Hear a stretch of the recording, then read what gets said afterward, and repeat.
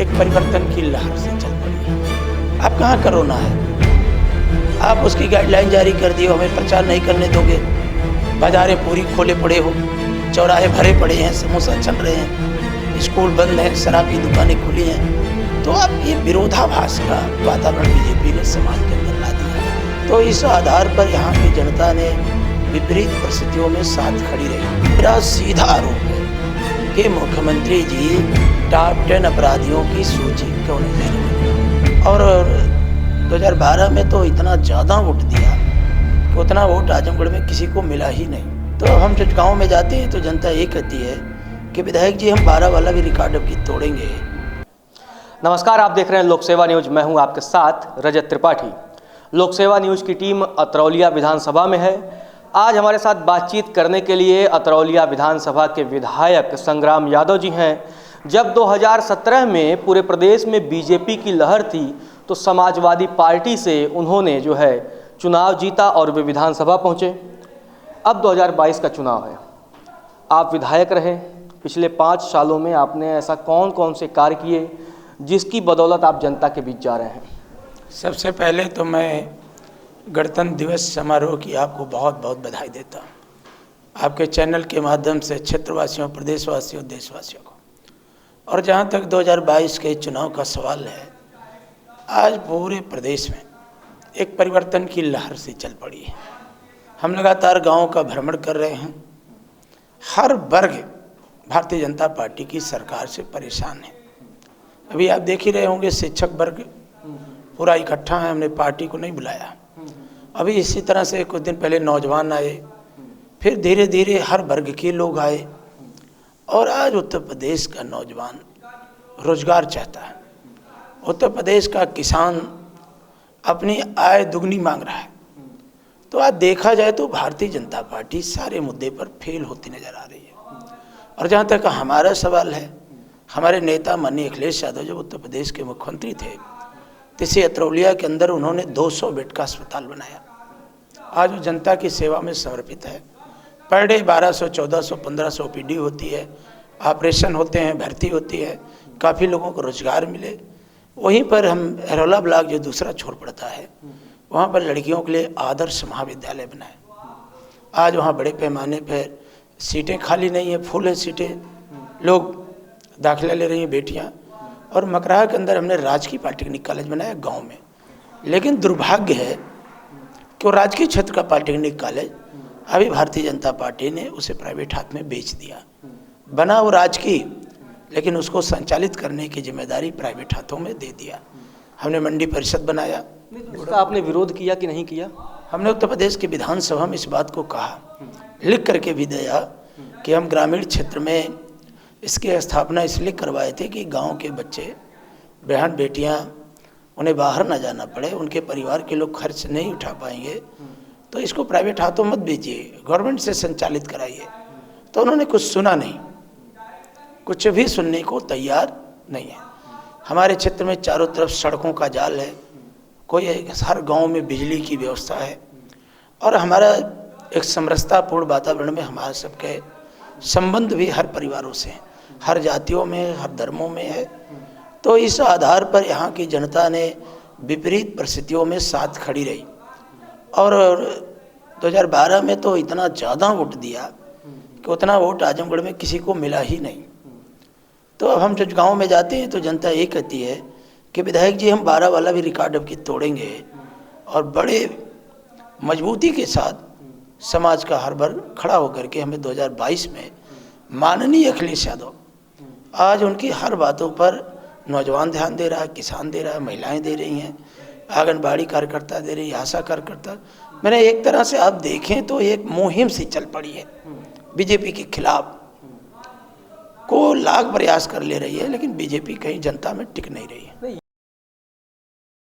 नमस्कार। विधानसभा 324 सहजनवा क्षेत्र के समस्त सम्मानित क्षेत्रवासियों को, जनपदवासियों को, प्रदेशवासियों को, देशवासियों को एवं आप सभी मित्रों एवं भाइयों को गणतंत्र दिवस की हार्दिक बधाई एवं शुभकामना। ये देश का महापर्व है, आइए इसे खुशी से मनाएं और आने वाले समय में माननीय अखिलेश यादव जी के हाथों को मजबूत करके समाजवादी पार्टी की सरकार बनाएं। बहुत बहुत धन्यवाद। जय हिंद, जय समाजवाद। में टिक नहीं रही है। नहीं, ये चुनाव जो हो रहा है 22 का, ये बीजेपी के खिलाफ लोग वोट देंगे या सपा के जो पुराने कार्य हैं उससे प्रभावित होकर के वोट करेंगे? देखिए, बीजेपी से लोग बेहद नाराज हैं। आप देखिए किसान आंदोलन, अभी इलाहाबाद में कल छात्रों के ऊपर भरभर लाठी, वो अपने देश के लोग हैं। आप कहाँ कोरोना है, आप उसकी गाइडलाइन जारी कर दिए, हमें प्रचार नहीं करने दोगे। बाजारें पूरी खोले पड़े हो, चौराहे भरे पड़े हैं, समोसा चल रहे हैं, स्कूल बंद हैं, शराब की दुकानें खुली हैं। तो अब ये विरोधाभास का वातावरण बीजेपी ने समाज के अंदर ला दिया, जिसके कारण अब उसकी बातों पर किसी को यकीन नहीं है।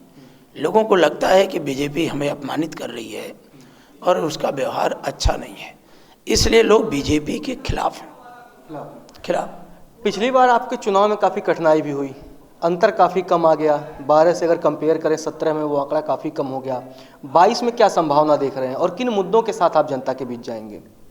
देखिए, जहाँ तक उस चुनाव की बात है, उस चुनाव में भारतीय जनता पार्टी ने झूठ बहुत बोला।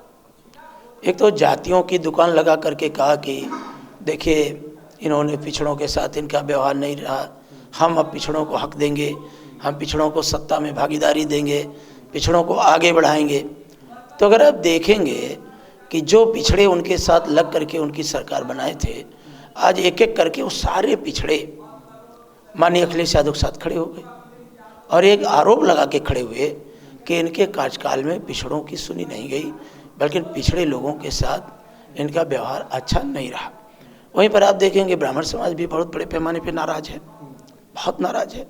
ये मामूली बात नहीं है कि मुख्यमंत्री के गृह जनपद के एक प्रतिष्ठित परिवार जिसने पूरा जीवन भारतीय जनता पार्टी की सेवा किया हो, उनकी विधवा आवें और वो इस तरह की बात करें कि हमारे दरवाजे पर आज तक मुख्यमंत्री नहीं आए, तो उस मुख्यमंत्री से आचरण की कौन सी परिभाषा गढ़ेंगे? ये उपेंद्र शुक्ला भारतीय जनता पार्टी के उपाध्यक्ष थे, लोकसभा के प्रत्याशी थे।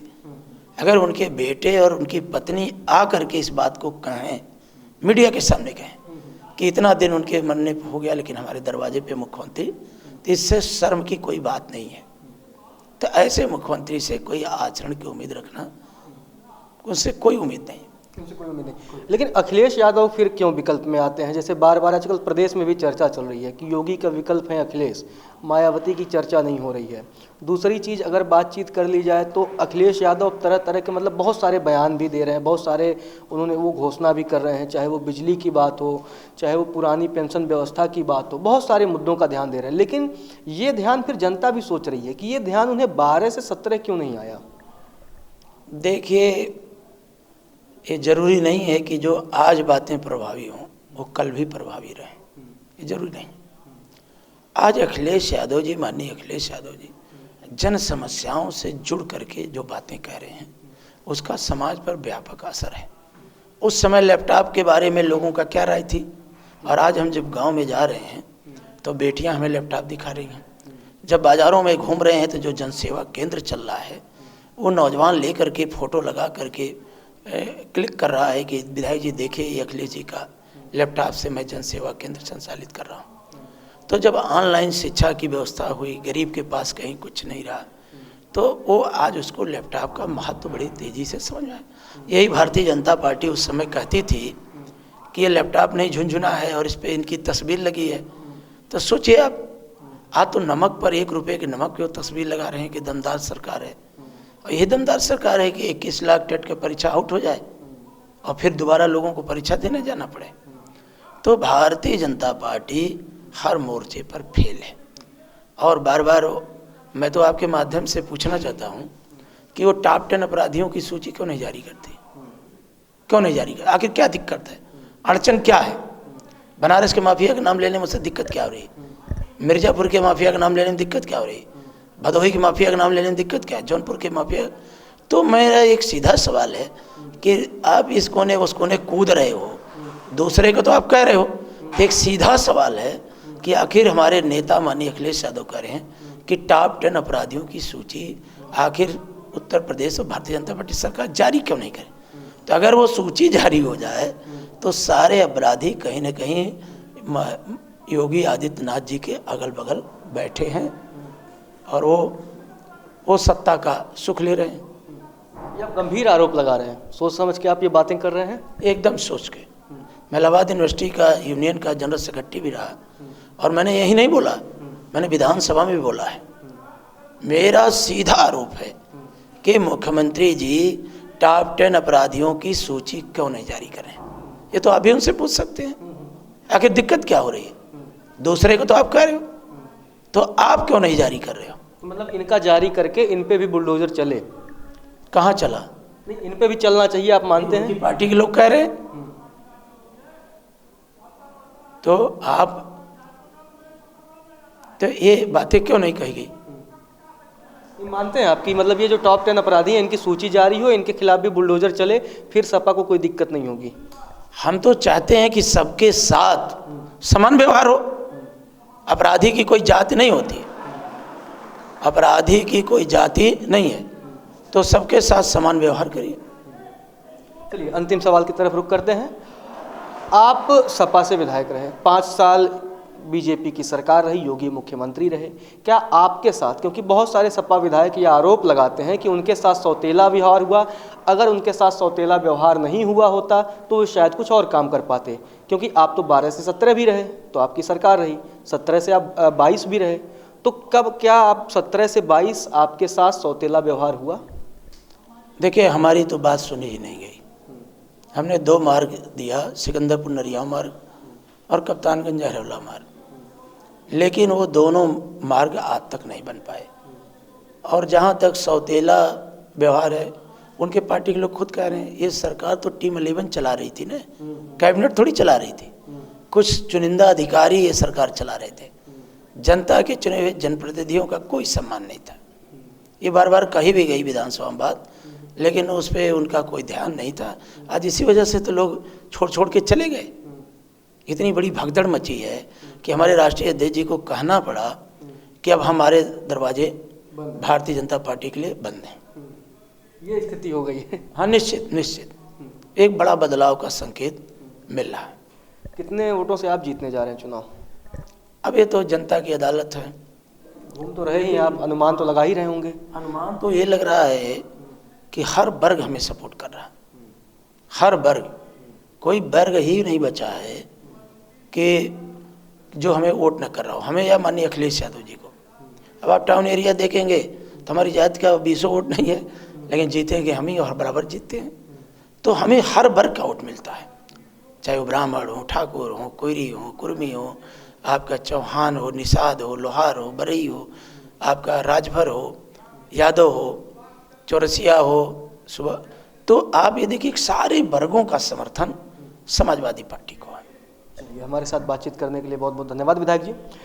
तो विधायक जी संग्राम यादव जी ने कहा कि यूपी सरकार को, मुख्यमंत्री योगी आदित्यनाथ को टॉप 10 अपराधियों की सूची जारी करनी चाहिए। वो ऐसा क्यों नहीं करते, वे सूची जारी क्यों नहीं करते? उन्होंने एक गंभीर सवाल भी उठाया, प्रश्न भी पूछा। और क्या आपका भी मानना है कि टॉप 10 अपराधियों की सूची जारी होनी चाहिए या नहीं? फिलहाल तो अब तो वो आचार संहिता लग गई है, शायद जारी भी न कर पाएँ। फिलहाल के लिए इतना ही। आप देखते रहिए लोक सेवा न्यूज।